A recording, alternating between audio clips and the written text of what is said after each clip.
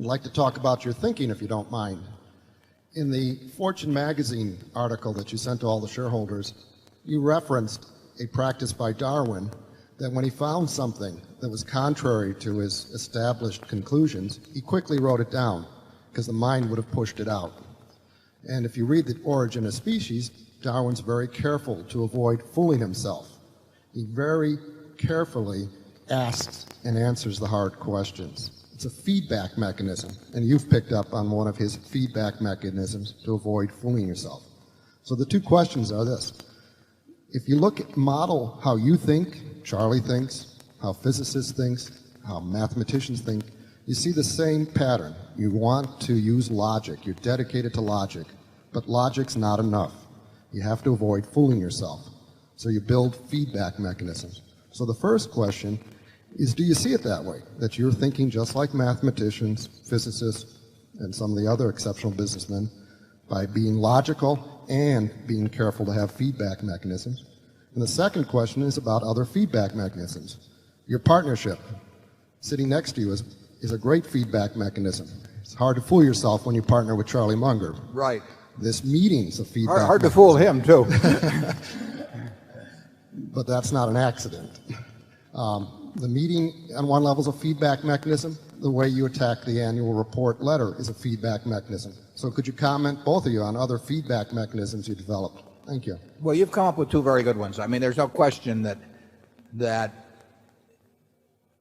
Charlie will not accept anything I say because I say it, whereas a lot of other people will. I mean, it's just the way the world works.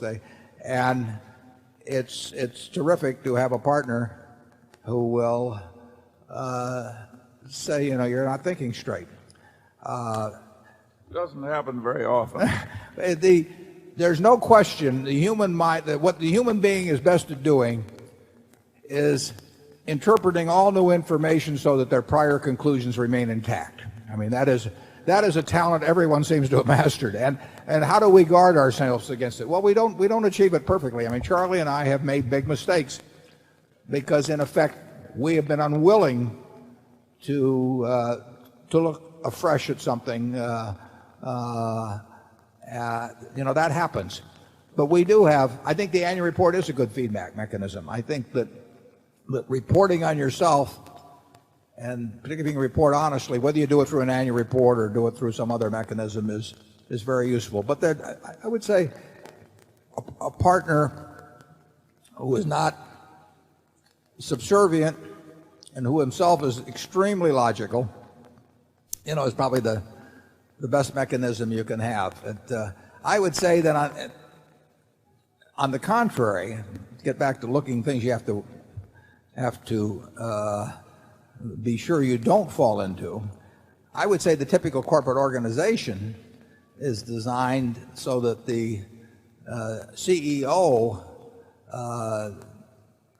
opinions and biases and previous beliefs are reinforced in every possible way. I mean, having staffs around you that know what you want to do, you are not going to get a lot of contrary thinking. I mean, most staffs, if they know you want to buy a company, you're going to get a recommendation. Whatever your hurdle rate, if it's 15% internal rate of return, which very few deals ever work out at, or 12, or they're going to come back and they're going to come back with whatever they feel that you want. And if you arrange your organization so that you basically have a bunch of sycophants who are cloaked in other titles, you're not going to get. You are going to leave your prior conclusions intact, and you're going to get whatever you go in with your biases wanting, and the board is not going to be much of a check on that. I've seen very, very few boards that can stand up to the CEO on something that's important to the CEO and just say, you're not going to get it. So you've hit on a terribly important point. That, all of us in this room want to read new information and have it confirm our cherished beliefs. I mean, it is just built into the human system. And that can be very expensive. in the investment and business world. And like I say, I think we've got a pretty good system. And I think that most of the systems aren't very good that exist in corporate America to avoid falling in the trap you're talking about. Charlie? Yeah, I think it also helps to be willing to reverse course, even when it's quite painful. As we sit here, I think Berkshire is the only big corporation in America that is running off a derivative book. And we originally made the decision to allow the General Re derivative book to continue.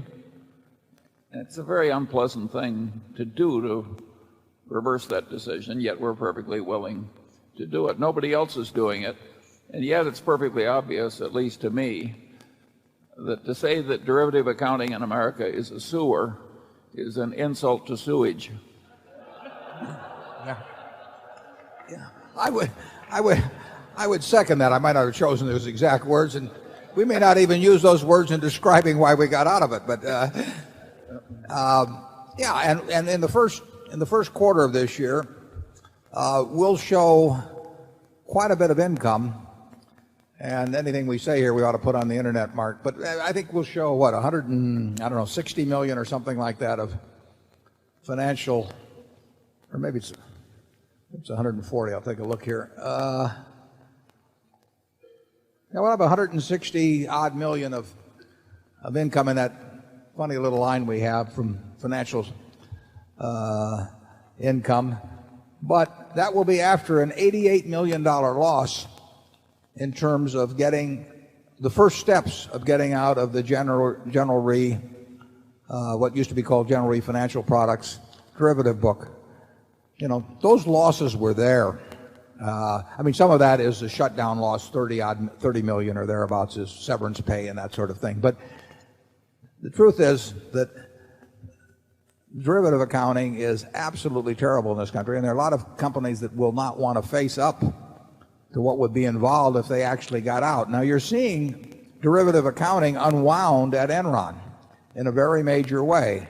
And believe me, it's not being unwound at a profit, except to the extent that the bankruptcy court lets them disaffirm certain contracts. And I mean, it is that there was no place where there was as much potential for phoning numbers